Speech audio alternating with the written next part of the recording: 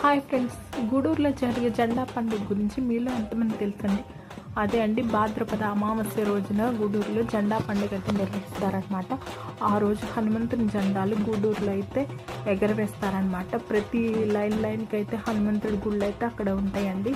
So ప్రతి గుళ్ళు కలశాలు అయితే ఆ రోజు స్థాపిస్తారనమాట. ప్రతి ఒక్కరు ఈరోజు కన్ఫామ్గా హనుమంతుడికి పూజ అయితే చేసుకుంటారండి. చాలా మందికి గూడూరులో జరిగే జెండా పండుగ గురించి తెలియదు అనమాట. ఇది నెల్లూరు, వెంకటగిరి, గూడూరుకు సంబంధించిన వాళ్ళకైతే బాగా తెలుసు.